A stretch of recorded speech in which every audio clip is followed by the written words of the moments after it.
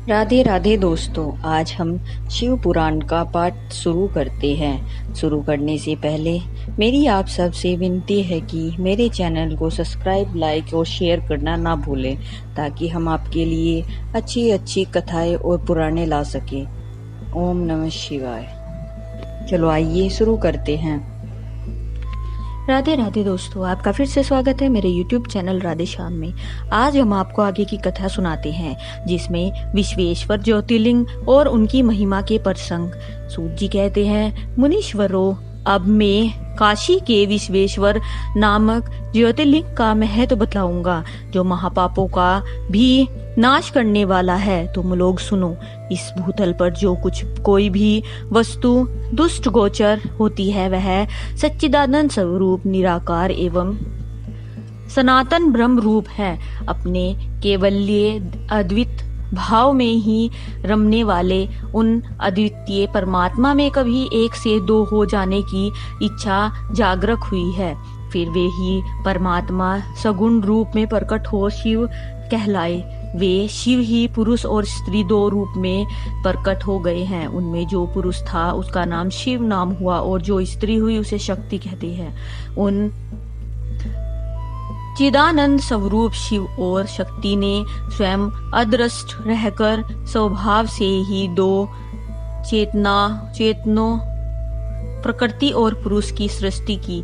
मुनिवरों, उन दोनों माता पिताओं को उस समय सामने न देखकर वे दोनों प्रकृति और पुरुष महान संशय में पड़ गए। उस समय निर्गुण परमात्मा से आकाशवाणी प्रकट हुई, तुम दोनों को तपस्या करनी चाहिए, फिर तुमसे परम उत्तम सृष्टि का विस्तार होगा। वे प्रकृति और पुरुष दो बोले, प्रभु शिव तत्व तपस्या के लिए तो कोई स्थान है ही नहीं। फिर हम दोनों इस समय कहाँ स्थित होकर अपनी आपकी आज्ञा के अनुसार तप करें। तब निर्गुण शिव ने तेज के सारभूत 5 कोश लंबे चौड़े शुभ और सुंदर नगर का निर्माण किया, जो उनका अपना ही स्वरूप था। वह सभी आवश्यक उपकरणों से युक्त था। उस नगर का निर्माण करके उन्होंने उसे उन दोनों के लिए भेजा। वह नगर आकाश में पुरुष के समीप आकर स्थित हो गया। तब पुरुष श्री हरि ने उस नगर में स्थित हो सृष्टि की कामना से शिव का ध्यान करते हुए बहुत वर्ष तक तप किया। उस समय परिश्रम के कारण उनके शरीर से श्वेत जल की अनेक धाराएं प्रकट हुई, जिनसे सारा शून्य आकाश तृप्त हो गया। वहां दूसरा कोई भी कुछ भी दिखाई नहीं देता था। उसे देखकर भगवान विष्णु मन ही मन बोल उठे, यह कैसी अद्भुत वस्तु दिखाई देती है। उस समय इस आश्चर्य को देखकर उन्होंने अपना सिर हिलाया, जिससे उन प्रभु के सामने ही उनके एक कान से मणि गिर पड़ी। जहाँ वह मणि गिरी, वह स्थान मणिकर्णिका नाम महान तीर्थ हो गया। जब पूर्ववर्त जल राशि में वह सारी पंच क्रोशी डूबने और बहने लगी, तब निर्गुण शिव ने शीघ्र ही उसे अपने त्रिशूल के द्वारा धारण कर लिया। फिर विष्णु अपने पत्नी प्रकृति के साथ वहीं सोए। तब उनकी नाभि से एक कमल प्रकट हुआ और उस कमल से ब्रह्मा उत्पन्न हुए। उनकी उत्पत्ति में भी शंकर का आदेश ही कारण था। तदंतर उन्होंने शिव की आज्ञा पाकर अद्भुत सृष्टि आरंभ की। ब्रह्मा जी ने ब्रह्मांड में 14 भुवन बनवाए। ब्रह्मांड का विस्तार महर्षियों ने 50 करोड़ योजन का बताया है। फिर भगवान शिव ने यह सोचा कि ब्राह्मण के भीतर कर्म पाश से बंधे हुए प्राणी मुझे कैसे प्राप्त कर सकेंगे। यह सोचकर उन्होंने मुक्तिदायिनी पंचकोशी को इस जगत में छोड़ दिया। यह पंचकोशी काशी लोक में कल्याणदायिनी, कर्म बंधन का नाश करने वाली, ज्ञानदात्री तथा मोक्ष को प्रकाशित करने वाली मानी गई है। अतएव मुझे परम प्रिय है यह यहाँ स्वयं परमात्मा ने अविमुक्ति लिंग की उत्पत्ति स्थापना की। अतः मेरे अंशभूत हरे, तुम्हें कभी इस क्षेत्र का त्याग नहीं करना चाहिए। ऐसा कहकर भगवान हरि ने काशीपुरी को स्वयं अपने त्रिशूल से उतारकर मृत्यु लोक के जगत में छोड़ दिया। ब्रह्मा जी का एक दिन पूरा होने पर जब सारे जगत का प्रलय हो जाता है तब भी निश्चय ही इस काशीपुरी का नाश नहीं होता है।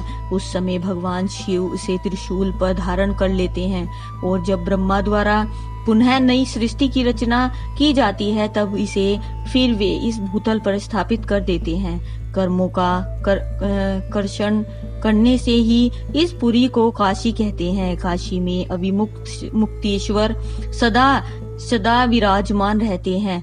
वह महापात की पुरुषों को भी मोक्ष प्रदान करने वाला है। मुनीश्वरों, अन्य मोक्षदायक धामों में सारूप्य आदि मुक्ति प्राप्त होती है। केवल इस काशी में ही जीवों को सायुज्य नामक सर्वोत्तम मुक्ति सुलभ होती है, जिसकी कहीं भी गति नहीं है। उनके लिए वाराणसी पुरी ही गति है। महापुण्यमी पंचकोशी करोड़ों हत्यारों का विनाश करने वाली है। यहाँ समस्त अमरगण भी मरण की इच्छा करते हैं, फिर दूसरों की तो बात ही क्या है। यह शंकर की प्रिय नगरी काशी सदा भोग मोक्ष प्रदान करने वाली है। कैलाश के पति जो भीतर से सतगुणी तथा बाहर से तमोगुणी कहे गए हैं, कालंगिनी रुद्र के समान नाम से विख्यात है।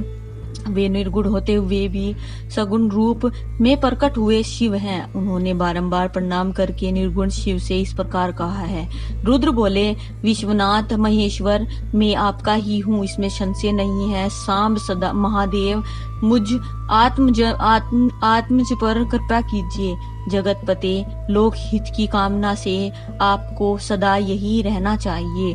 जगन्नाथ मैं आपसे प्रार्थना करता हूँ, आप यहाँ आकर जीवों का उद्धार करें। सूत जी कहते हैं, तदंतर मन और इंद्रियों को वश में रखने वाले अभिमुक्त ने भी शंकर से बारंबार प्रार्थना करना उनके नेत्रों से अश्रु बहते हुए भी प्रसन्नता पूर्वक उनसे कहा।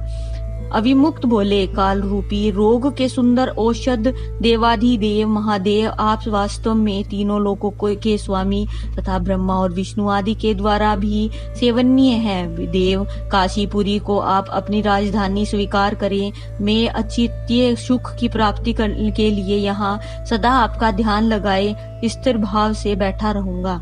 आप ही मुक्ति देने वाले तथा संपूर्ण कामनाओं के पूरक हैं, दूसरा कोई नहीं।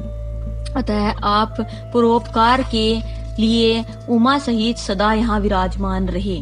सदाशिव आप समस्त जीवों को संसार सागर से पार करें। आज की कथा में समाप्त करते हैं, आगे की कथा आपको कल सुनाएंगे। ओम नमः शिवाय। अगर आपको मेरी वीडियो अच्छी लगी तो बेल आइकन दबाना ना भूलें, ताकि आपको मेरे आने वाली वीडियोस का नोटिफिकेशन मिलता रहे।